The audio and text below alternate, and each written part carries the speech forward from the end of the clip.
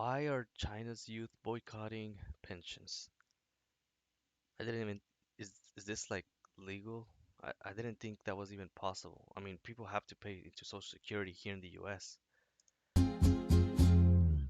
This is Humphrey, a 24-year-old tango instructor. And this is Kalpen Cheng, a 22-year-old social media content creator. They may not know it, but they're both at the center of the next crisis looming over China. 就你连工作都没有找到，那你每个月还要固定去支出养老金的话，那你的钱从哪里来呢？ Gao and Humphrey are among the estimated tens of millions of mostly young workers who have suspended their contributions to China's pension system. You can suspend your contributions? I mean, I know here in the US there's something like the called like the poverty line, but as far as I'm aware, everyone, regardless of how much money they make, still has to pay taxes. And some of those taxes goes into Social Security. So I'm confused. How does the system even work over there? In about 10 years, Chinese pension fund is not going to have enough money to support China's retirees. It's part of the reason why, on January 1st, China officially raised its retirement age for the first time in more than 40 years. So why are so many young Chinese refusing to pay into the pension system? And what does that mean for the future of the world's second largest economy?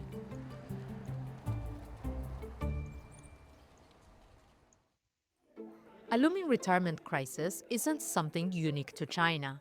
Violent protests broke out in Paris yesterday over changes to the government's pension plan. We owe 38 trillion, not counting Medicare, Medicaid, Social Security, which is going bankrupt. But what is unique to China is the scale. More than 400 million people are expected to be 60 and above by the year 2035. That's out of 1.4 billion people in China. And if you put that into context, that's more than Wait a minute. Okay, we all know that everyone in the world is getting older, right? Even second world countries are starting to slow down in population growth. I mean, people joke around places like India or like Latin America, but realistically, those places, they've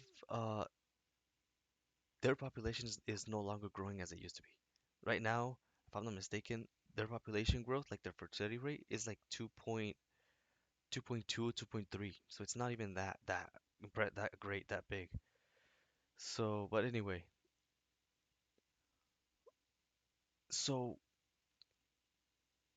so so China is expecting to have more retirees than the entire population of the United States.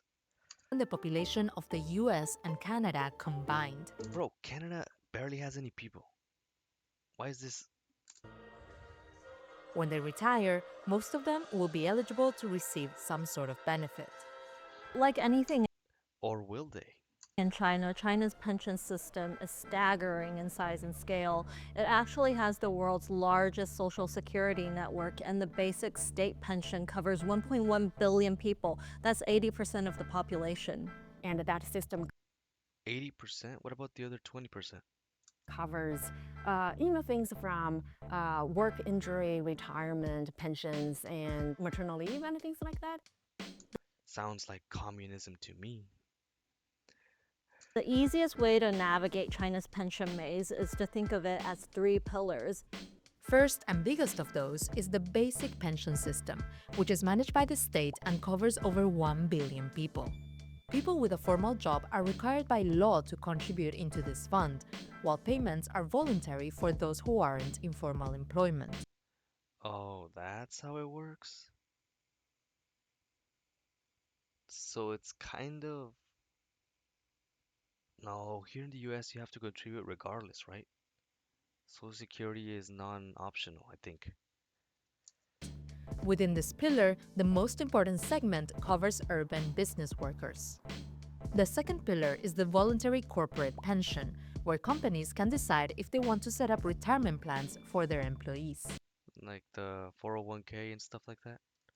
You can think of it as your 401k in the US. It Yep. covers 31 million people and it has 3.2 trillion yuan in assets.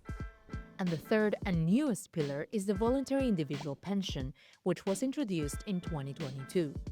It's kind of like an equivalent to the IRA in the US. People can put money into this tax sheltered account and you can pick what investments you want to put into. 60 million people have signed up to this plan, but only less than a third have made any deposits, and the funds only attracted 28 billion yuan.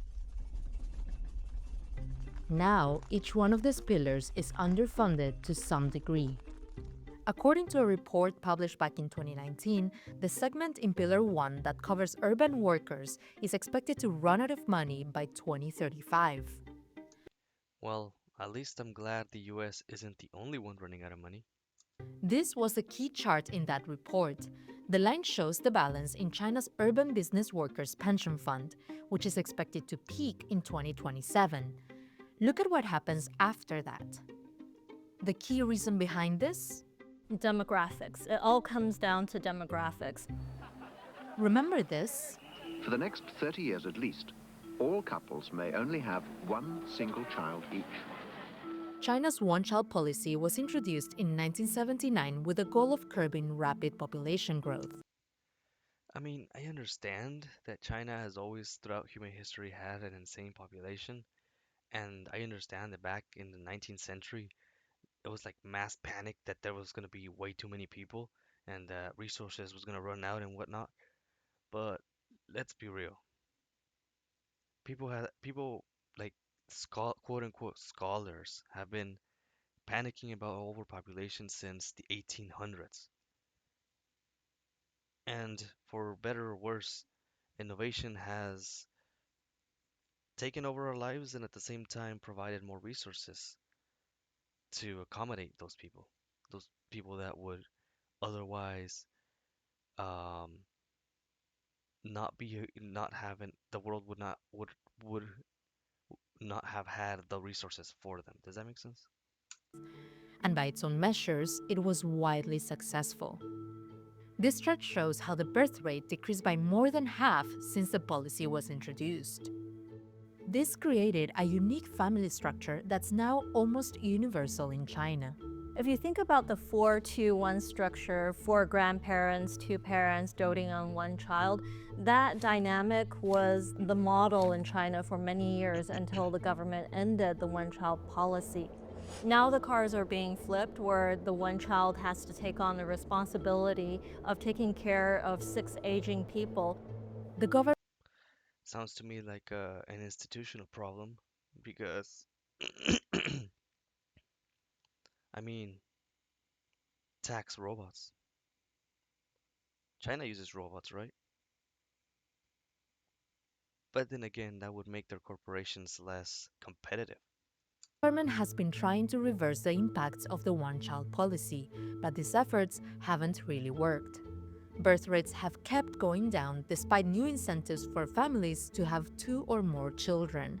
China recently experienced 2 years in consecutive of negative population growth. The younger generation of people Wasn't that the goal? who can contribute to the pension system, that size has declined as Chinese population overall declines. And at the same time, More than 20 million people are expected to retire in China each year for the next decade. all of this means that while every year more and more people in China will be collecting their pension, fewer of them will be of working age and thus able to contribute into the retirement fund. At the same time, the young people who are of working age, like Gao and Humphrey, who we met earlier, often cannot afford to contribute or they simply prefer not to. 在深圳养老的话，我要交的养老金一个月差 Right, because Shenzhen is kind of like it's a big city, right? It's kind of the equivalent of me going to live to LA or San Francisco or New York. Like you wouldn't do that if you want to retire. 不多在1500左右，其实也是不小的开支，一年的话你都差不多有个2、3万块钱了，2、3万块钱我拿去旅个游买个包不好吗？而且我现在交的钱 I've never been the type of person to buy myself a bunch of expensive stuff, so I can't relate. But I can relate with not wanting to get taxed. 我是拿来去养别人的，不是用在我身上的。Underlying Gao's decision is also a lack of confidence about the future of China's economy. 你到了65岁，谁知道中国几年后的经济发展怎么样？你说，甚至你之后要交的更多，他退回来的也就那么一点，你够不够你之后的去承担、去 cover 掉你的生活开支？ I don't want to be too optimistic, but I'm gonna be real. Robots. There are so many companies, so many initiatives pushing robotics to replace human beings. And I am almost certain that at some point the government will need to tax those robots as if they were human beings for doing the same amount of work, for for replacing humans. If the government doesn't do that, then it's kind of the people's fault for not pushing the government to do it. But the government needs to do it. Companies cannot replace human beings and not pay the the taxes that they would have otherwise paid for those human beings. You can't have your cake and eat it. So in the future, I would expect the governments to be funded by the taxation of robots. 够不够也是个问题。所以你现在去，与其交这么多，还不如就说别交了。It's a view shared by Humphrey, who works as a researcher at a university and a part-time dance teacher in Beijing. 我打算一直在工作岗位上干到死，所以我还是有好好锻炼身体的时候，至少活到90岁。啊，觉得活到90岁，我也要就是保持一个大脑清醒的状态去，不管是跳舞也好，教学也好。但是说实在，你说经济下行的话，哪个国家不是这样？哪个国家养老金没有被现在交过来被挪用到其他地方的一个风险呢？ Out of all the That is true. If the economy goes down, if there's war, if there's anything like that, the money the country has will not be used to help those elderly. It's going to be used for whatever the crisis is. flexible workers, the majority of them are under 40, and 70% of them only make less than $1,100 a month. That means a lot of these people can't make ends meet. They don't have enough money to put into the state pension system after they meet their monthly demands. A full-time job does not guarantee greater pension contributions either. The pension system is also getting squeezed by companies not complying where the companies should be contributing to workers' pension. According to a recent survey of 6,000 Chinese firms, only 28% were fully compliant on Social Security. And that is the government's fault, right? However, I mean, I understand why the government of China isn't doing anything to these companies. It's because right now their focus isn't like let me be real. In their mind, they're probably thinking, "Oh, we have until 2035 to do something about this." But for now, we just need to beat U.S. companies to monopolize the world and stuff. So I guess that makes sense. Support. This growing strain on the pension system is what led the Chinese government to announce its historical measure. Lawmakers have decided to raise the retirement age by up to 5 years. As China Imagine if this happened in France. transformed from one of the poorest economies in the world to the second largest economy in the world, its labor retirement age has not changed, and that is a problem. Major economies like the US, UK, and Japan all have higher retirement ages than China, even with the new policy in place. Ooh, wow. Damn. So women don't have to work as much as men in China. Lack of equality. Yet, the decision triggered discontent across the country. 就其实说难听一点，可能就是中国没钱了，是要靠我们身上去拿走一部分去养其他人。虽然这是为了让整个国家正常运作下去，不让经济有危机嘛，就是对于国家来说肯定是好的，但可能对于我们老百姓来说是一个不是特别好的一个政策。There's also questions as to whether raising the retirement age will help alleviate the growing pressures on the pension system. It will, because it's gonna give the country more time to come up with a solution. Does that make sense? And to stem wider fallout from the generational imbalance. The issue is only postponed with this move. Ultimately, the government will have to reform its pension system. Yeah, just like every other country in the world. Unless they lack industry, in which case I'm pretty sure they're just screwed.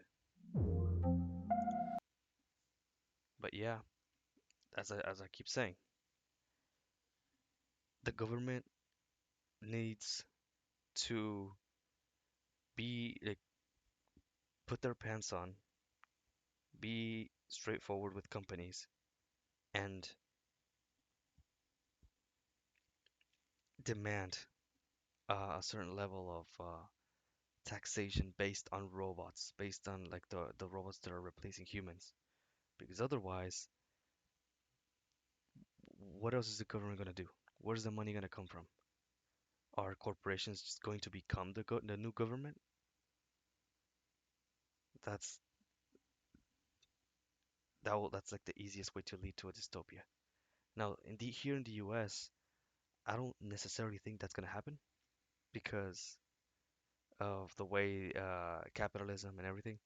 I'm pretty sure the government's just gonna let itself be cannibalized by corporations. But China or Russia, more authoritarian countries, I can definitely see them taking a certain level of control over the robotics of their corporations. So I don't know. I don't know what's gonna happen in the future, but I surely hope that the people who cause these problems take accountability. That's all I'm saying.